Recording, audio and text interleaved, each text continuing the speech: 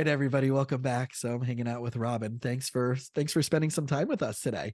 Oh, thank you ever so much, Jason. I'm looking forward to our conversation.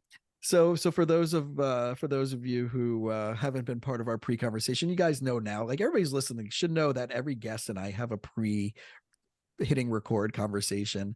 And if you're hearing the audio and you're not watching the video, you're already going to hear that we've been cracking up for the last few minutes, and I'm already enjoying my time. And so Robin, before we go into the psychology and the business and the entrepreneurship stuff, share with everybody a little bit about who you are, where you are, and how you ended up in this crazy space of like business psychology. Yeah, most definitely. I did a degree in biology, or I graduated in biology, or I got honours in biology. I Yeah. can't remember what you call it over the water. I'm in the United Kingdom, and I graduated with a degree in biology physiology last century. And I actually still use what I've learned very much in the business world. I went into medical selling following my degree. I wanted to do something completely different, but at the same time use my biology. And I found that going out and influencing and persuading people, doctors, nurses, clinicians, to utilize medicines more appropriately was a good way of engaging with them and utilizing my biological background. And I did that for about a quarter of a century. And then my role was made redundant. So I moved into clinical research to get some leadership and management training, looking after people and managing their contracts.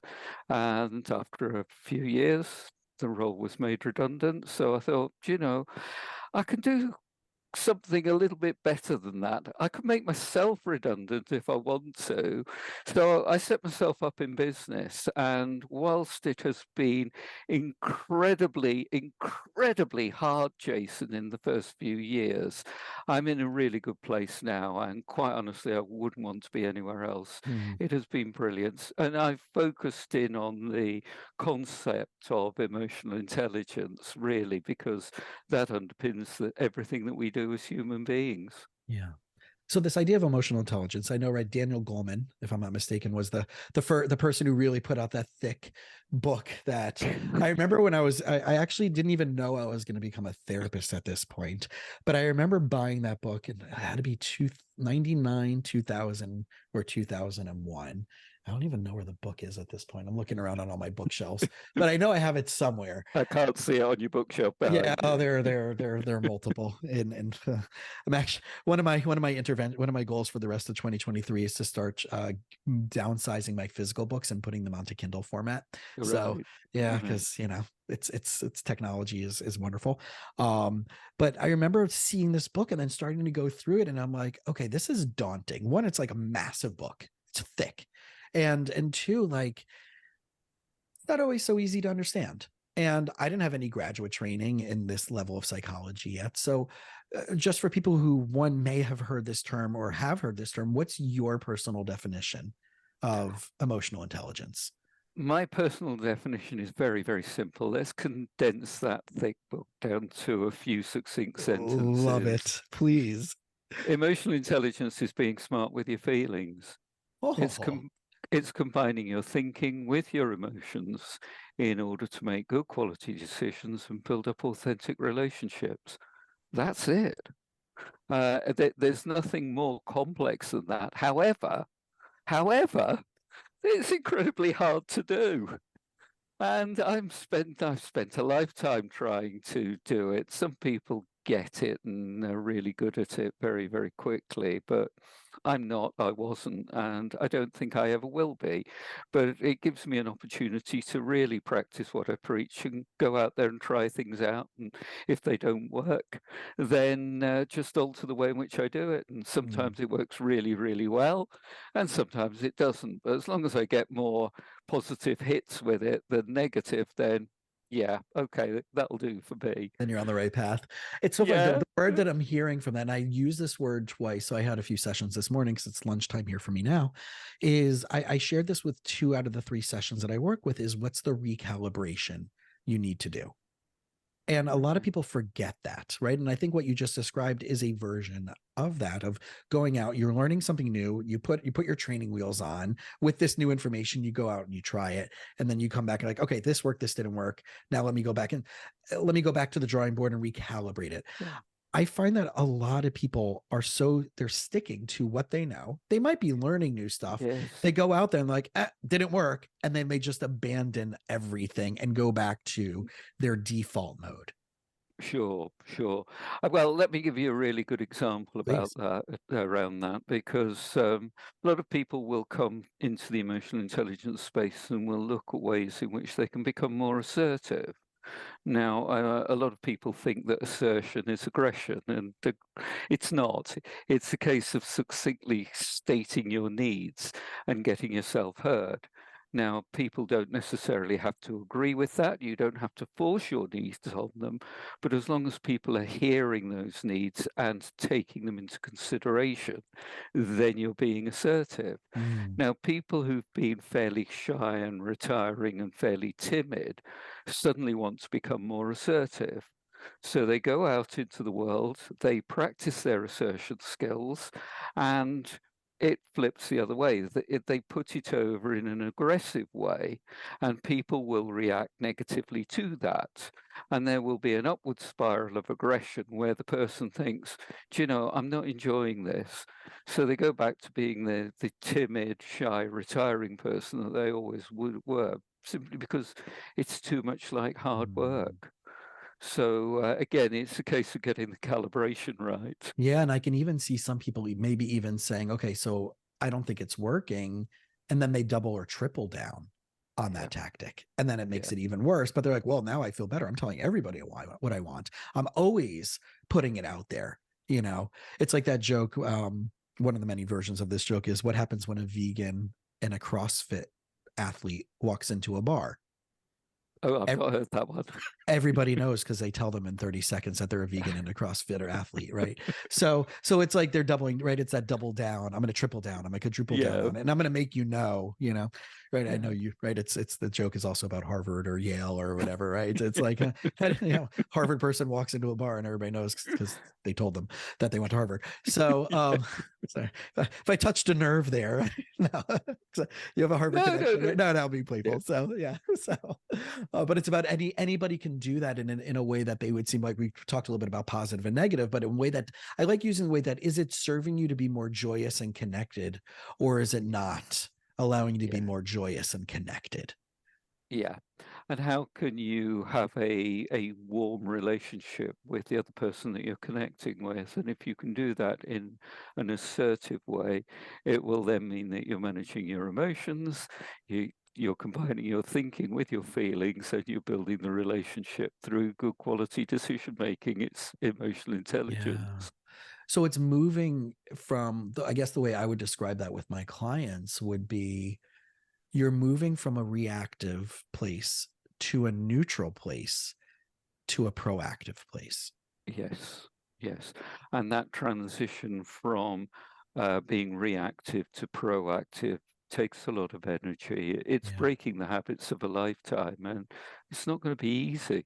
Yeah. So let's talk about it from that biological perspective, because I love that space. And I was literally just talking to my last client before we jumped on about the two things that I'm so excited have come into the mental health therapy space. And it's trickling down, obviously, also into coaching, is all of the neurology of Yeah. everything, the neurology and the biology of things. And then we can get into all the psychedelics and plant medicine and all that stuff that's causing a lot of healing. And I know a lot of entrepreneurs are stepping into that, the Yes. biohacking of the brain and stuff, but that's a different conversation. But from your perspective of biology, can you give us a quick like rundown of like what you see, what we're predisposed to be doing, and Well, what this work helps helps us develop. I think the interesting thing is that as intact, integrated human beings in society, when we are working with our thinking and when we're working with our feelings, we've got to decide that, or we've got to know that they occur within our brain. Now, that's not very intuitive. Because where on earth in our body is that happening? You and I know, and everybody else knows, because we've all seen the diagrams, we've all seen the pictures. But where does it occur? Does it occur in our head? If you don't know anything about biology, there's this question as to where this actually happens. Does it happen in my left foot? Does it happen in my kneecap? Does it happen in my stomach? Where does this thinking and feeling happen? Now, because you and I know, and your listeners know, that it happens within our head, that's where the focus of thinking and feeling actually occurs. The seed of it. Yeah. Yes, yes. But what we've got to do, and I find that a lot of entrepreneurs and a lot of people within the business world know very, very, very little about biology, basic biology. And we're not training people when we're engaging with them to become neuroscientists. All we're doing is just saying to them, look, just consider your brain. Just consider it at a very basic level. Just consider it as having three components. Now, I know the triune brain has come my in for a lot of stick. favorite. Yeah. There is a good model associated with that, Sure. which works. And if we use it appropriately, then it will help people to understand a bit of basic physiology. So we've got what's inappropriately labeled the reptilian brain, which is the brain cell and the basal ganglia. And they're responsible for unconscious physiological processes, some of which we have control over, and some of which we have absolutely no control over. So things like I can stop my breathing consciously, but I can only do it for so long, because eventually that part of the brain will kick in and make me take a gulp of air in order to get the oxygen that I need. But I can't say to it, oh, I'll just switch my pancreas off for 10 seconds. That's not possible. So, we know that there is that bit of the brain. And then above it, within the middle part of the brain, is the limbic system, the limbic ring, which is termed the emotional brain. Now, this part of the brain processes emotions. So we've got the amygdala, we've got the hippocampus, all within it. You don't need to know the terminology. All that you need to know is that this part of the brain filters the emotions. Now, where do the emotions occur? We don't know. Do they occur within the limbic system, or do they occur within the next part of the brain, the cortex, the neocortex, where some of the rational decisions are made? So we've got all these parts of the brain all interacting and working together. And beyond that, we don't really need to let business people know much more. So we've got the limbic system, the emotional part of the brain, which has no languaging processing capabilities. All it does is filter them. And combines with the physiology and the psychology in order that we can make a decision around the environment that we're operating within. It's the rational thinking part of the brain that actually then kicks in that will help us in terms of the decisions that we make around that. Literally, it's as if you jumped into any of my sessions when you shared that, which is so fast, and it felt wonderful. Like, those who are listening, you can't see me grinning ear to ear as he was as Robin was just sharing all of this with us.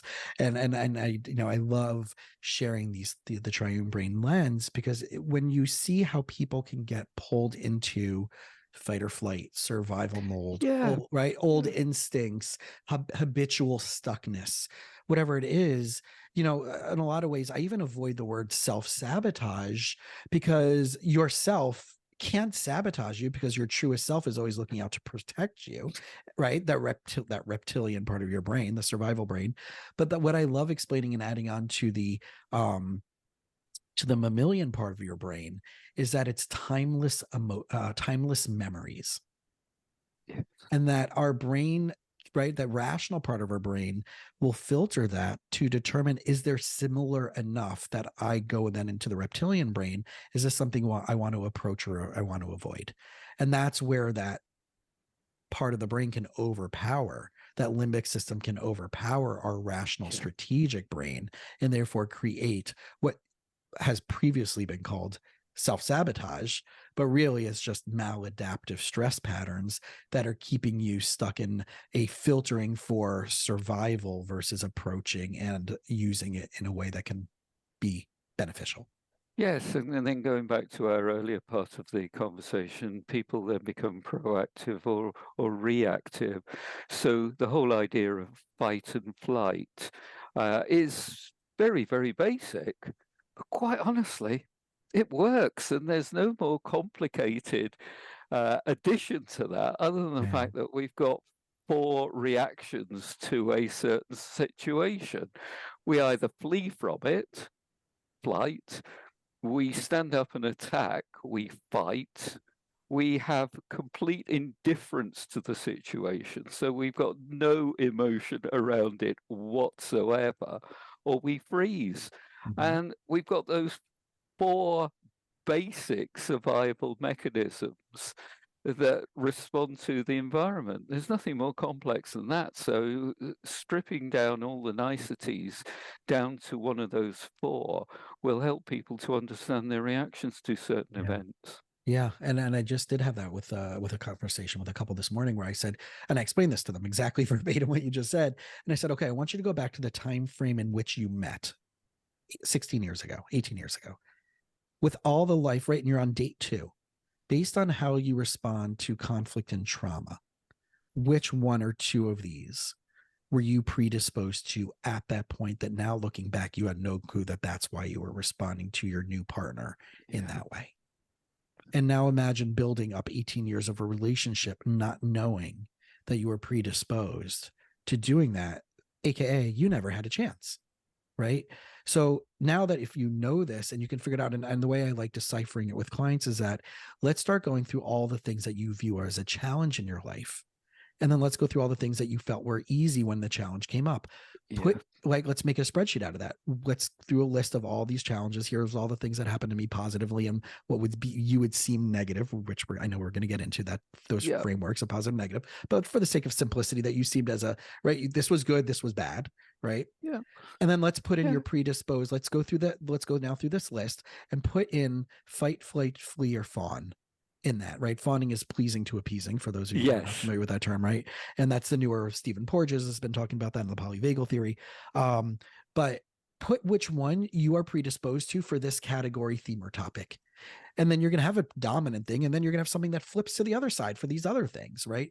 So, but if we know what your dominant 1 or 2 traits are in response to this, then we can start tackling that. But if you don't know it, you don't know how your nervous system is responding to perceived threats or agreements in a way that allows you to be strategic about this. So I love how you, right, the 3 brain theory I'm going with every single day. I'm using that when it comes through to businesses, right? It makes sense logically, simply when it comes to relationships, when it comes to parenting, when it comes to friends, when it comes to social dynamics. I find that entrepreneurs shut that emotional side off because it becomes a risk to them. The vulnerability of emotions is a risk. Yeah. And a lot of entrepreneurs will, well, particularly senior executives in large corporate organizations, will actually say, we don't do emotions here. We leave that to Barry Manilow.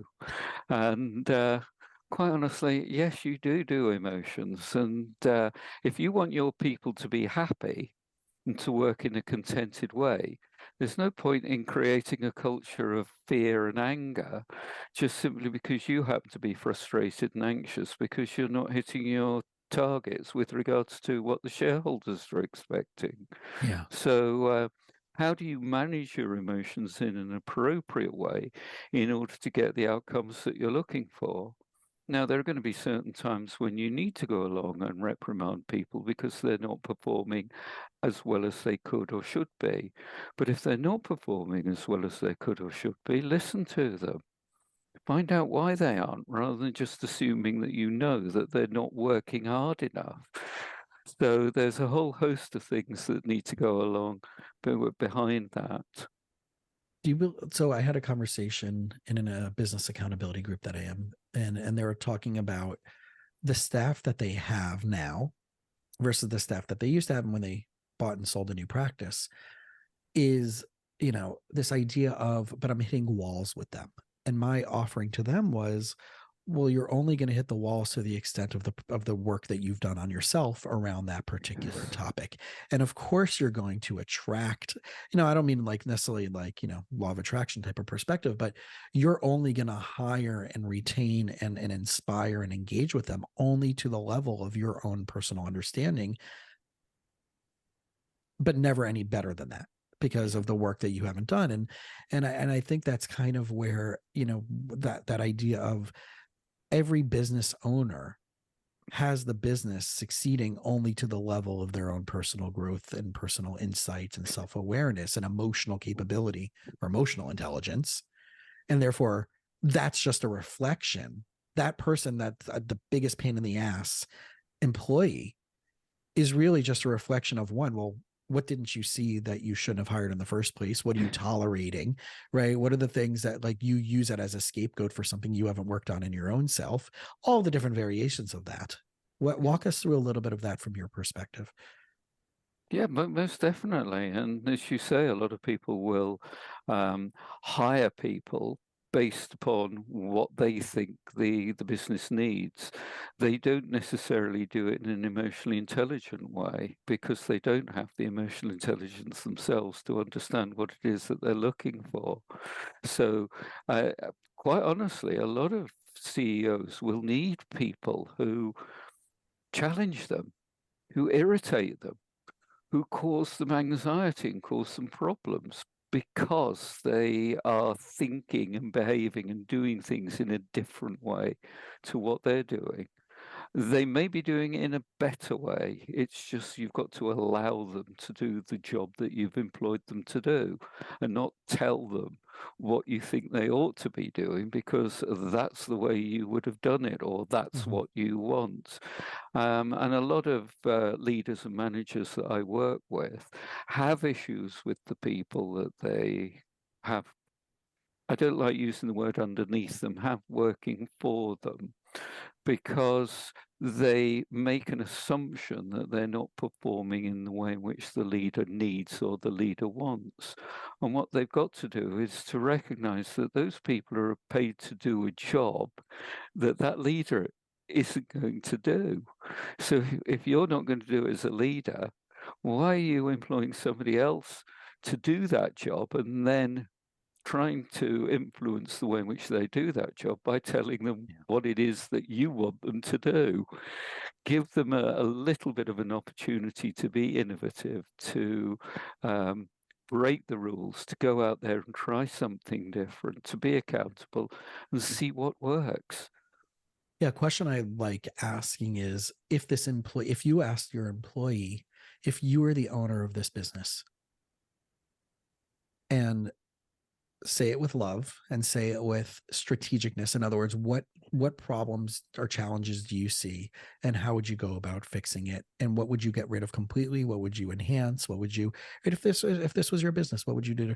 No, like, in other words, like, what's the buy-in that we don't allow an employee to have? Because one, it's not my business, and it's especially in family businesses, I see this a lot.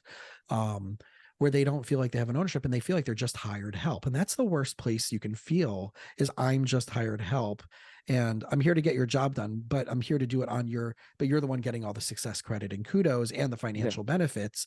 And I'm replaceable. So I'm going to do enough to not be replaced, but not much more than that. I'm always going to be one step ahead of, the threshold of being replaced. So you really can't get rid of me, because it's a bigger pain in the ass to replace me than it would be just to keep me. And that's what happens, right? I feel like that's the lowest, right? And I feel like that's the lowest common denominator that a lot of people play.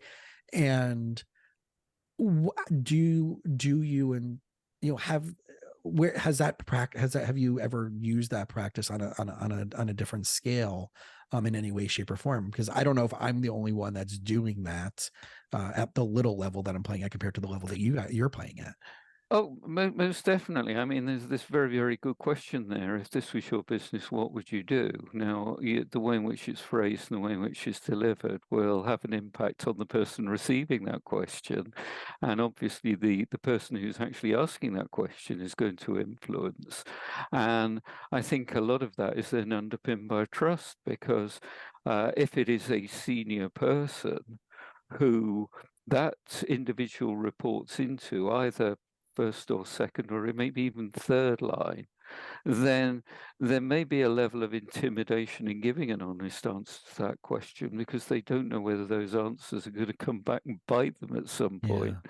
Yeah. And I do know that that happened to me in one of my roles, when I spoke to a manager and gave some really honest, um, positive, affirmative feedback around what I thought the organization ought to be doing and how I responded to certain tasks and certain instructions. I did find that that suddenly appeared in my appraisal a few months later, and I was marked down for holding and expressing those views. So I think one's got to be very, very, very, very careful, and this is where the importance of relationship building, but more importantly, trust comes in. Yeah. Well, sounds like a cultural shift as a whole, where I would think the person hiring at that point will say early on, or in an interview process, are you the type of person to be comfortable? In other words, we want to create this environment for our employees and for our team, is that there's going to be times where we're going to ask you these possible questions, and we want to make sure that we create a culture around wanting you to be invested in thinking about things this way, outside of maybe you have a specific job description or a task. But we would love to hear some creative thoughts, and we might ask you this down the road at a meeting. And how can we, as a company, right? I think from a company perspective, I think if companies incorporate that culture right from top to bottom, proactively, not reactively, then we can have a lot more of that happening in that free flow, engaged way.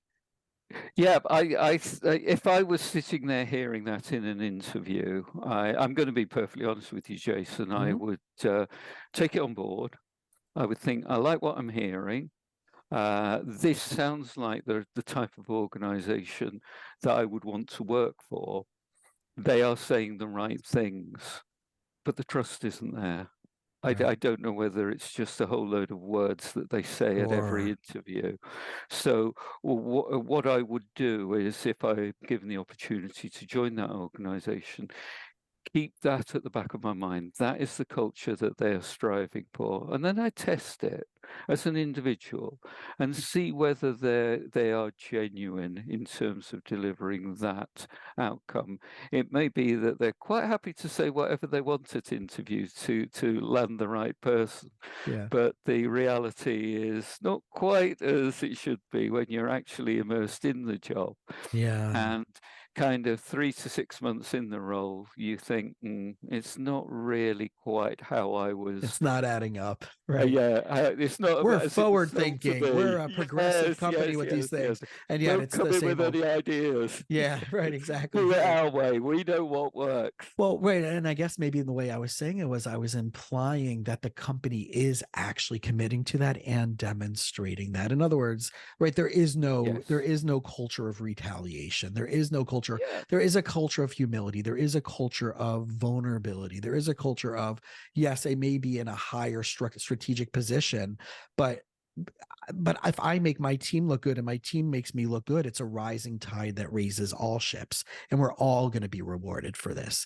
And like you said, I like what you said before, was like, how do you make yourself completely like, not replaceable, in a way of like, well, then if you do such a good job, then we want to know how we can rise you up in this company. We want to know where, if you do that and I'm doing that as your team leader, right, then is there room for everybody, versus, oh my God, if I really champion and coach my team under me and they get so good that they're actually doing as good as a job as me, but the company can find out a way to pay them $15,000 less, will I then become obsolete in a fear-based way? I think there's that consideration as well. But look, let's look at this really, really, really positively, Jason.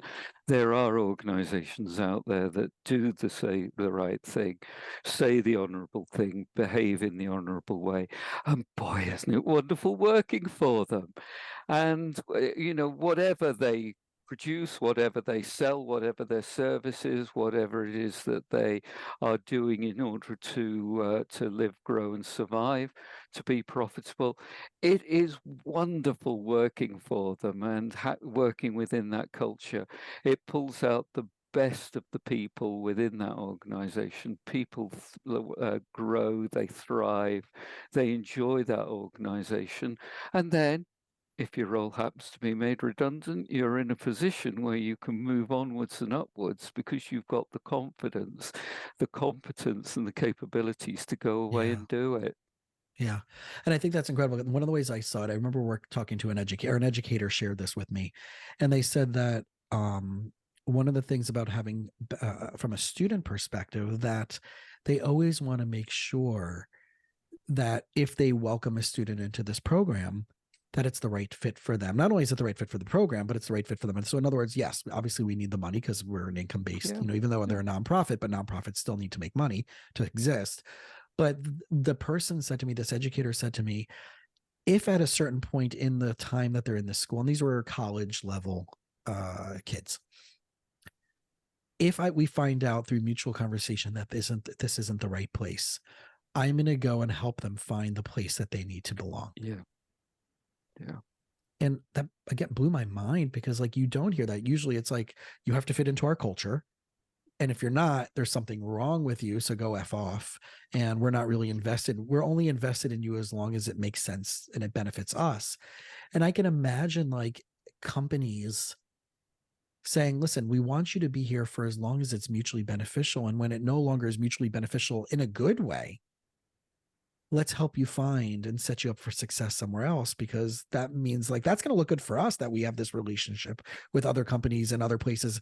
And if you're on our team and we accepted you in the first place and we grew you and we invested in you and you invested in us and we both benefited from that. And now the time's come where there isn't a space available for you to grow and you do have a better job opportunity. How can we support you in getting that? Yeah. Whew. Yes, that's it. And look at people that go through that company and come out the other side. They will look back and they will sell the benefits of working with that company, and the company grows and prospers because of it, not despite it. Yeah. And I think it's just a slight shift in mentality in order to get to that point. A lot of companies are doing that and doing it really well. A lot of companies are turning, and a lot of companies are looking at it and thinking, perhaps we ought to try that. And some are blind and deaf to it, but you'll always get that. You got a spectrum, as you have in everything. Yes. Well, that's that whole it's the five was the stages of decision making, right? It's the contemplation, the pre-contemplation. Yeah, that looks good. Right. And then there's the early adopters and the late adopters and all that stuff too, right? Especially with AI, everybody's are we going to jump around to this? And who are the early adopters that are already making millions of dollars off it? And who's nope, it's basically going to become Terminator and we're all going to die, It's gonna be, so both sides of the coin might be true.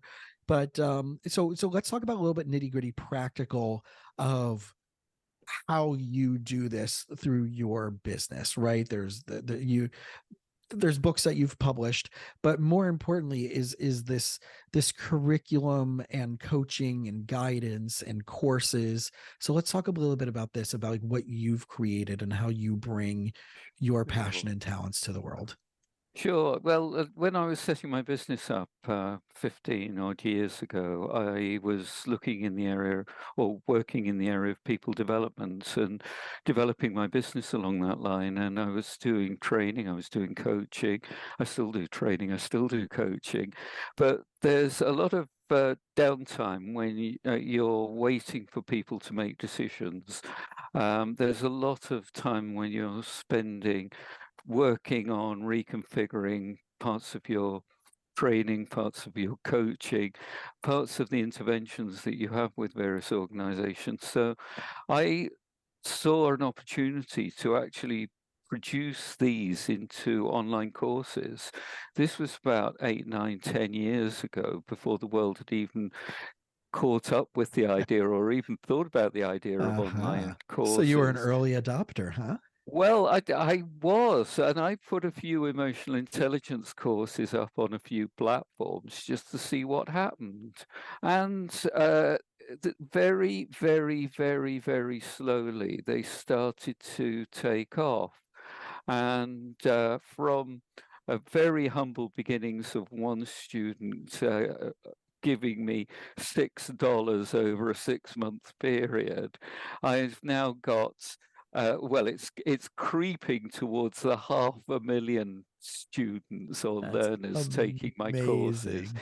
in 195 countries. And instead of having just one course, I've got 30 plus courses. I've lost count of the courses that I've got, all based around emotional intelligence. So the courses are video-based learning. They're short little bite-sized courses. A lot of what we talked about, Jason, is encapsulated within one or two videos within a particular course. But it's supported with quizzes and practical activities that people can download, print off, and work on away from the computer, because you're not going to become emotionally intelligent just by listening to me pontificate and doing a few quizzes. You've actually got to go away and try things out. So What? That's blasphemy. How dare you say that? well, this is it. This is, I mean, if people just want to watch the videos and walk away with a certificate, which I know a lot of them will do, then Yeah, you know, that's what I provide for them. sure. That's incredible. So like, so who are, when you first started versus what it's evolved into, who's, I mean, obviously everybody can benefit from this. Where's the target market? Like who of the people that are listening to this right now should be like, okay, I need to go check this out. Like what's the pre-qualification, so to speak, or who is it really geared for at this point? Jason, you have asked the typical entrepreneurial question around who your target market is, who your target audience is. Paint a picture of them, and marketeers are asking me this all the time. Yeah. I haven't got a clue. I really don't know. Look, it's somebody like you or me, Jason. It's somebody who is hungry for learning. It could be somebody at the beginning of their career. It could be somebody at the end of their career. It could be a man, a woman. It could be they could be in Namibia. They could be in Venezuela. They could be in the United Kingdom. They could be in the States. I've got absolutely no idea. People that the important focus is delivering something of benefit that people can gain value from. So if I'm doing it from the heart, which is what I am, then I think people will buy it and they will get value from it.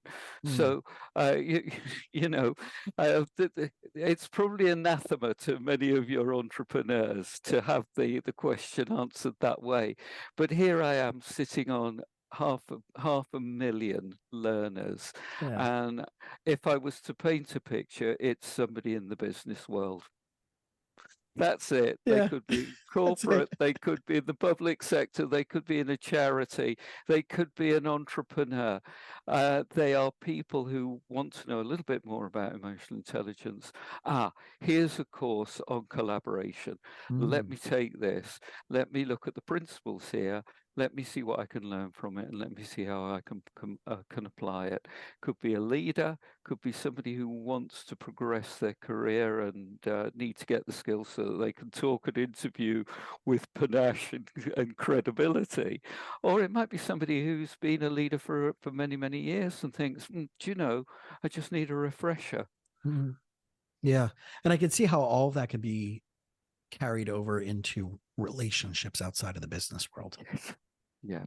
Well, And look, let's strip it back to its simplicity. Business is all about relationships. Yep. Yep. What is a company?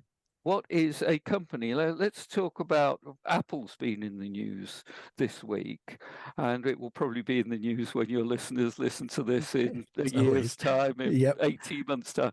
What is Apple? Is it a logo? Is it the products? Is it a building? Is it a share price? No. Apple is a network of people that work together to create the essence that is Apple. Mm-hmm. It's not, I'm sorry, I can't remember the name of the CEO, but it's not the CEO. Right. It used to be Steve Jobs, Yeah, that everybody it's equates with Apple. like his name Apologies. Tim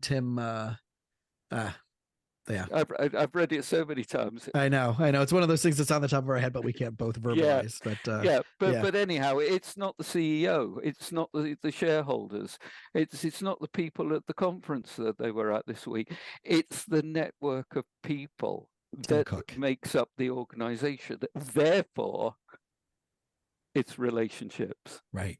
It is. And it's also, there's an image and there's a prestige and there's they have created, it's so interesting, right? Especially when it comes to the text message controversy, right? What color is your text message on someone's phone became a thing that even when you see, like, I've watched some of these like social media dating like events that they have, and they record the clips and they put it out there on the internet of these like in-person like dating things that they've created, which is brilliant. And one woman's like, yeah, like she's like, oh, he texted me and it wasn't a green text, it wasn't a green bubble, it was a blue bubble, so I won't date him. Like, that's how powerful that brand has become, where you've now created a judgment around two camps. Are you an Android person or are you an Apple person? And those have like it's like a political stance for people, and that created culture around that and judgment of a different culture, which is crazy in of its own self. So I completely get what you're saying.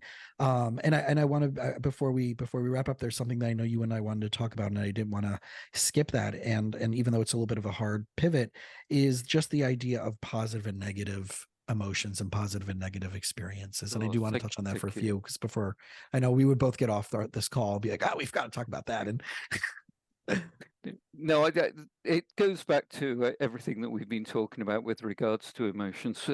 Often people will label emotions positive or negative emotions. If we just look at emotions as being physiological and psychological reactions to an environment, they are things that they are entities that we have no control over. They happen to us to create the fight, flight, the freeze, or the fawn, as you called it, reaction. So if we look at that, emotions contain data that we need to interpret. Data is not positive or negative. It's the reaction to the data, it's the reaction to the emotion that is either positive or negative. So what I would prefer to do is not to label the emotions as being positive or negative, good or bad, black or white or whatever. It's because emotions aren't binary. What I would prefer to do is to label them as being either constructive or destructive. So let me give you an example. Happiness is often considered to be a positive emotion, but we strive to be happy so that we can work in constructive ways. But happiness can be destructive if it's used inappropriately. Have you ever tried communicating with somebody who's deliriously happy? You can't get through to them. Now, they will also take risks that are not appropriate. And happiness is not an appropriate emotion to use at a solemn occasion such as a funeral. So, how are we utilizing this emotion? It feels pleasant. How do I use this pleasant emotion in a constructive way? Or is this pleasant emotion causing me to behave destructively? Then let's talk about the emotion, the negative emotion that everybody labels of anger. Anger is often perceived to be a negative emotion, but it might feel unpleasant to feel angry with something or someone, But if we use it constructively, we're using it to right a wrong, because the data in anger, somebody or something has transgressed one of our core values. So how do we use that in a constructive way? Destructively, I won't even go there, because everybody can come up with their examples of destructive anger. And finally, let me give you another example, another negative so-called emotion, that of fear. Well, if fear is such a negative emotion, why do we get such joy from roller coaster rides or going along to see a scary movie? So that's where we use fear constructively. But fear can be a destructive emotion, because it can lead to anxiety, and it can lead to all the issues that you deal with as a therapist in your patients. So that's really what I wanted to say, and I think that fits in very nicely with all the positive and negative that you were talking about earlier on in our conversation. Well, I'm cracking up over here. One, because everything, the thought that while you were talking and sharing all of this, which if anybody who's ever listened to any of the episodes, right, everybody's going to be nodding my head. If anybody has listened to any group of episodes, Robin has pretty much encapsulated any the utmost goal of why I'm doing what I'm doing as a therapist and sharing and connecting with other people on this show. It's also now really fascinating and exciting to now know what I sound like with a British accent, with a Manchester accent. I have got a Manchester accent. I mean, I've but I mean I've got an English accent. English, right? But No, I don't have a right, but you're in that Manchester region, right? accent. That region. You know, the Mancunians would throw their arms up in horror if they thought I had a Mancunian accent. It's a particular timbre of the voice that I do not. No, I don't. Got it. So that through the UK, that. So British, forgive me for a British accent. But like, this is like, it's literally, I'm hearing what you're saying, and I'm like, this is, if I had a really amazing accent, this is exactly what I would sound like. So it's I want to, like, that's like, I'm grinning ear to ear. I'm so excited. I'm so happy, because like, it's so nice to hear that, one, what I've been learning and doing, I'm not alone in this. Two, to know that like you're equally as excited and passionate about this as I am. And three, knowing that it's working not just on a small scale with maybe where I'm playing with my through as a therapy practice and working one-on-one versus in larger groups and larger, that there is one. It also gives me hope of like, oh wow, this could be the next stages of my career as I evolve and grow. In my time frame. But it really, it's like, if any of my clients were listening to what you just said, they'll be like, yep, I should be really listening to what Jason's saying, because there's some other expert out there. This guy's an expert. I should listen to what Jason's saying. Yeah, because Robin said it. Oh, okay. It just sounds a lot better when Robin's saying it than when Jason's saying it. So it's just bad. It's just wonderful. It's just so wonderful. But if anybody who has listened to any set of shows, right, you talked about everything. We talked about the triune brain theory, which I hammer in as much as I can, and the neurology of things. We talk about that lensing of, it's not what happened. I literally picked up this coffee cup and talked about the possibilities of this cup to my client, and saying, just because it's empty now doesn't mean it's going to be full. It's not going to be full later, but it also doesn't mean I'm not done with it for the day. Yeah. And I could be done with it the day. And it could also just sit here until tomorrow because I forgot about it. And I'm like, oh yeah, I didn't wash it, and I need to go wash it so I can reuse it for my coffee cup tomorrow. Of all it, right? And I haven't yet come to the opportunity of what I need to do with it. And it could be, I can come here and realize that I forgot it and be like, oh my God, I can't believe I forgot it. Or I go back, oh yeah, of course I forgot it, because I had so many other things I need to do today, and it became inconsequential, but the cup is still just a cup. Or I can go and wash it in an hour and make a second cup of really good pour over coffee. So that positive and negative is really that, what is the meaning that we want to give to it that can either, like you said, uplift us and, right, as I call it, more connective and more joyous. Or it's just so lovely to hear someone else sharing these things. And it reassures me that I'm on the right path as a professional, talking to you as someone who's been doing this in a different platform and many more years than I have. So I want to thank you for that. So as we wrap up, where can people track you down? Where can they learn more about the courses? where can they, I mean, the books are, easily, found, could be probably Amazon and on your website, but Sure. where are they finding you? Where are they going to get more from you? Well, if you put Robin Hills into Google, hopefully I'll come up on the first page at some point. Right. So Not Benny Hill, not Benny not Hill. Benny Hill, not Right. Benny, That's a whole Robin different. Hills with an S Right, on the right. end. Yes, pop that into Google. Find me on LinkedIn or look for my website, which is EI4Change, EI number 4change.com. Or go and look for the courses, courses.ei4change.info. Beautiful. Beautiful. Robin, I like, Artie, I want to invite you back to a second conversation. That would be brilliant. And first of all, thank you. Like, I mean, I have fun doing this, but I really do, like, please take this as the greatest compliment. It's so nice to hear. Like, I'm not joking when I'm like, wow, this is what I sound like in a different accent. Like, I really, like, I mean that as the sweetest, most loving compliment to you. Yeah. And I really do appreciate the time and everything that up to now that we haven't even scratched the surface of what you and I can talk about. And I really very much look forward to continuing the conversation in the future. I look forward to the rematch. Beautiful. Cheers.